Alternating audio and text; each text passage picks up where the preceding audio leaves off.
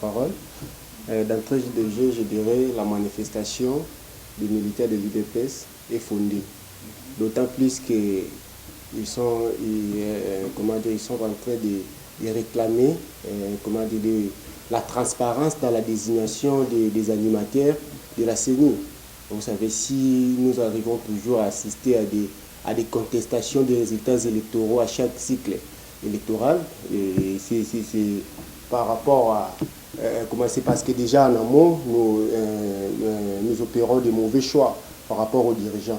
Alors si aujourd'hui ils ont eu cette lucidité pour exiger déjà dès le début la transparence dans la désignation, moi je pense qu'ils ont toutes les raisons du monde pour revendiquer.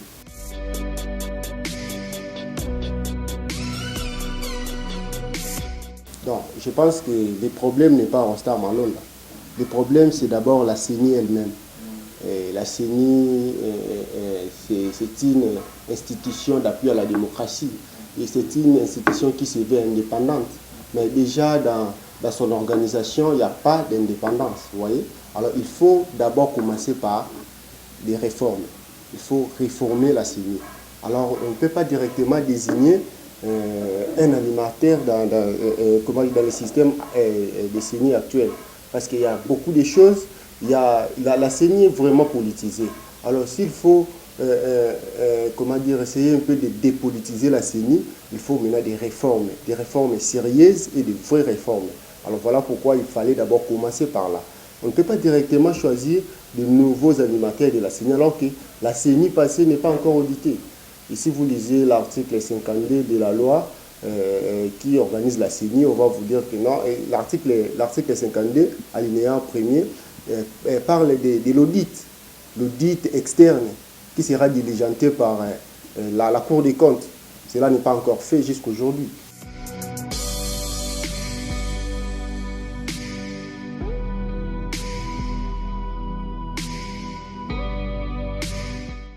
Les confessions religieuses ne pouvaient pas encore désigner les nouveaux animateurs alors que ceux qui étaient là n'ont pas encore été audités. Parce que la CENI, c'est une institution de l'État. En fait, c'est l'argent de l'État qu'on a utilisé. Ils doivent faire les rapports, comment est-ce qu'ils ont utilisé. Ils doivent faire un rapport global, un rapport général. Encore qu'il faut comprendre que depuis qu'on a publié depuis la publication des résultats, on n'a pas eu une publication détaillée. Et c'était bâclé directement. C'était le président Félix Tshisekedi qui a été élu avec 38%. Directement comme ça, on n'a pas dit. Alors que la loi parle de la publication des résultats bureau de vote par bureau de vote. Cela n'a pas été fait. Mais ils peuvent se rattraper pour les faire même maintenant. Parce que ça doit figurer dans les rapports globaux. Cela n'a pas encore été fait. Ça s'appelle la redevabilité. On vous a confié une mission, après vous devez venir rendre des comptes au peuple qui vous avait confié cette mission. Alors, ils ne l'ont pas encore fait. On ne peut pas directement passer à une autre étape alors que nous n'avons pas encore vidé les litiges du processus passé.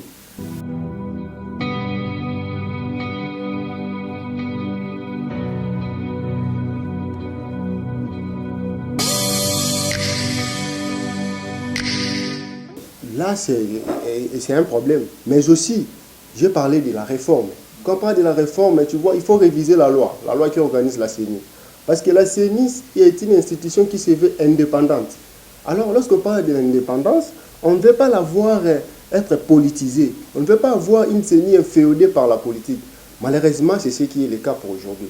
Alors, tu vois, avec cette configuration de la CENI, même si on choisit une autre personne, même on choisit les Congolais les plus crédibles, il sera pris en otage par la politique. Pourquoi? Parce que déjà, les membres de la société civile au sein de la CENI ne sont qu'au nombre de 3. Alors que la CENI a 13 membres. Le bureau de la CENI a 7 membres. Et parmi les 7 membres, il n'y a qu'un seul membre de la société civile. Les autres sont des politiciens. Alors tu sais, les politiciens, lorsqu'ils sont là, c'est pour leurs intérêts. Ils vont toujours chercher la victoire pour leur camp. Alors qu'il faut commencer d'abord par réformer cette loi. il faut réviser la loi. Il faut donner plus de place à la société civile. Parce que la société civile, c'est elle qui est indépendante. Les politiques ne sont pas indépendantes. Même si on dit que dès que vous envoyez votre membre, il devient automatiquement indépendant, c'est faux. Il a des comptes à rendre aux gens qui lui ont mandaté. Donc la CENI restera toujours politisée si nous continuons avec les formats actuels.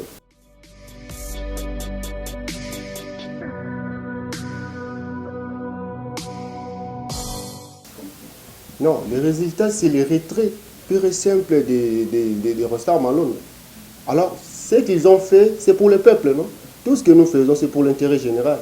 Si et seulement si c'était pour le peuple, alors c'est les mêmes peuples qui demandent qu'on puisse reculer pour mieux faire les choses. Mais qui pourrait faire?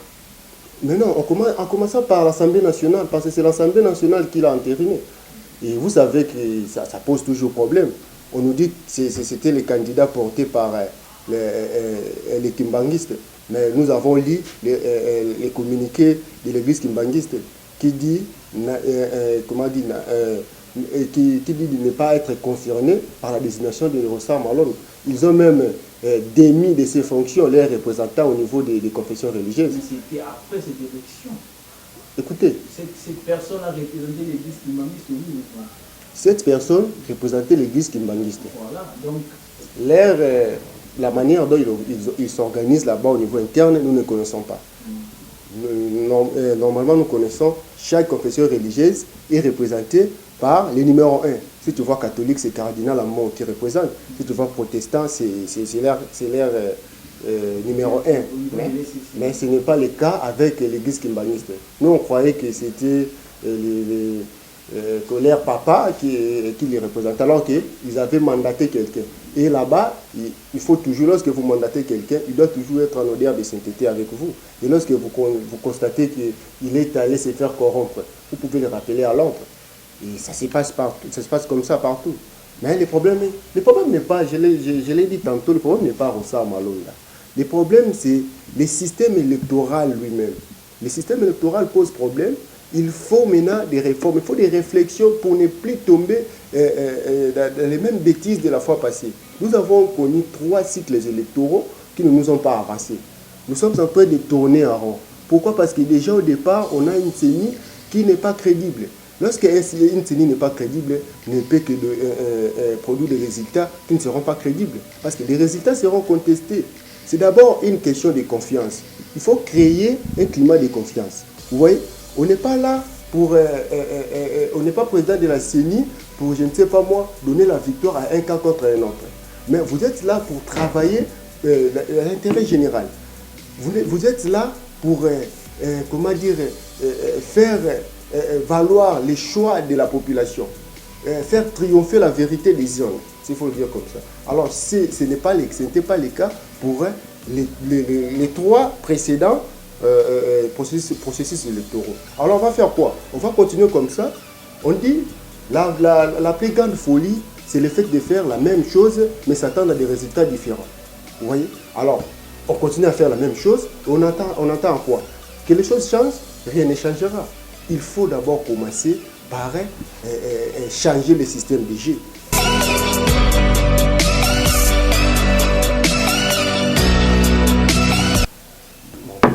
Jusque-là, nous pouvons dire que ça profite au MCC. Parce que nous connaissons les penchants des animateurs de la CENI précédente. Vous voyez? Rostars Malone, en tout cas, c'est une pièce maîtresse de la CENI. Lors des élections passées, il était le secrétaire exécutif national. Vous voyez? Alors nous savons comment les choses étaient passées. Nous savons que Nanga n'avait pas la confiance de la population. Tout le monde parlait de la tricherie. Et effectivement, il y a eu tricherie. Même l'IDPS qui était bénéficiaire des élections présidentielles crie à la tricherie. Donc, nous pouvons dire qu'il y a eu tricherie. Alors, pour éviter cela, nous devons bien faire les choses. Peut-être Rostars Malone va passer, mais après les réformes, il faut d'abord commencer par réformer la CENI. Vous voyez? Et puis, sa désignation aussi doit être transparente.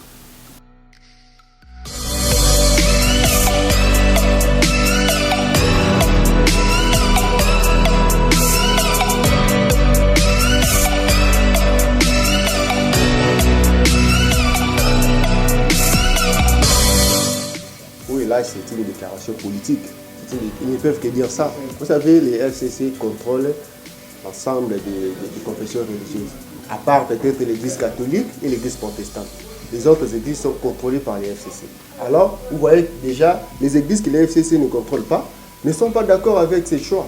Encore il faut dire qu'eux aussi, ils ont péché parce qu'ils ne pouvaient pas aller à la précipitation, ils ne pouvaient pas aller se réunir pour chercher comment désigner un nouveau président de la CENI, alors qu'il y avait des questions qu'il fallait traiter d'abord en amont.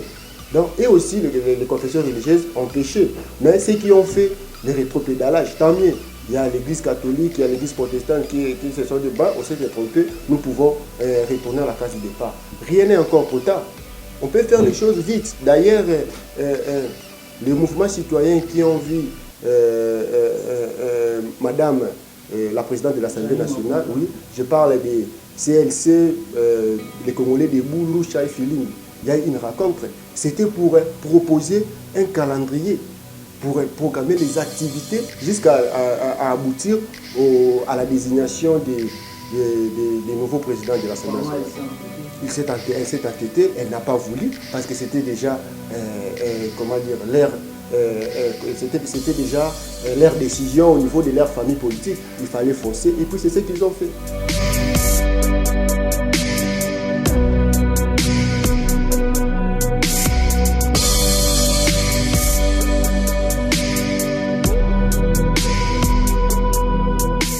En fait, on dit en politique, les alliances se font, se défendent et se refont. Donc, ce n'est pas exclu. Mais moi, je ne vois pas les choses de cette manière-là. Moi, je vois seulement des revendications vont dans le même sens. Vous savez, lorsque vous pouvez avoir des idéologies différentes, mais lorsque vous avez les mêmes objectifs pour une question précise, vous pouvez fédérer les efforts. Vous voyez, dans cette matière de la désignation, nous avons vu l'IDPS n'est pas d'accord, la MOUCA non plus n'est pas d'accord. C'est les FCC qui est d'accord. Alors que l'IDPS est en coalition avec les FCC. Et normalement, la revendication de la MOUCA, c'est normal. La MOUCA n'est pas aux affaires, la MOUCA est à l'opposition. Là, c'est tout à fait normal. Là, ça ne pouvait pas vous étonner. C'est peut-être la revendication de l'IDPS qui pouvait vous étonner. Parce que l'IDPS est au pouvoir et ils sont en coalition. Nous savons que lorsque vous êtes en coalition, vous formez une même famille politique. Alors, ce qui n'est pas le cas. Nous assistons à une cohabitation qui ne dit pas son nom. Vous voyez ?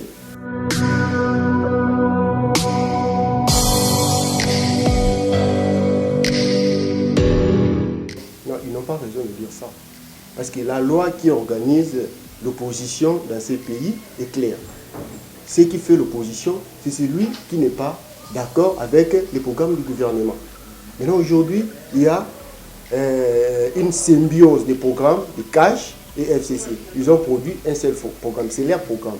On n'est pas opposant juste pour être opposant. On est opposant parce qu'on n'est pas d'accord avec un programme du gouvernement. Alors, l'IDPS ne peut pas se dire qu'il est en même temps dans l'opposition et en même temps au pouvoir. Ça ne s'explique pas. Ça ne s'explique pas parce qu'ils ne sont pas dans l'opposition, ils sont au pouvoir. Le problème est que cette transition est difficile, vous voyez. Quitter l'opposition parce qu'ils ont fait 37 ans dans l'opposition et ils ont 2 ans au pouvoir. Mais ils ne sont pas encore habitués au pouvoir. Et en plus, ils n'ont pas encore tous les leviers du pouvoir. C'est ça le problème. Ils ont la présidence, ils ont l'institution présidente de la République, mais ils ne contrôlent pas les parlements, vous voyez. Alors que les parlements, c'est aussi une institution très importante. Voilà même pourquoi ils ne veulent plus de la tricherie. Ils ne veulent plus Rostam Malonda parce qu'ils se disent Rostam Malonda, c'est un point séculier du FCC. Eh bien, ils risquent encore de donner au FCC la majorité parlementaire en 2023 et ils continueront à piernicher. Alors, ils veulent déjà s'attaquer à ces choix. Encore lorsqu'on est allié, tout ce qu'on doit faire, il faut qu'on discute d'abord sur le plan interne. Mais nous voyons une coalition teintée d'hypocrisie. Il y a vraiment de l'hypocrisie. Ils ne se parlent pas entre eux. S'ils s'étaient concertés avant, peut-être on n'arriverait pas là. Chacun joue sa carte, chacun se prépare pour 2023 à sa manière. Donc c'est difficile.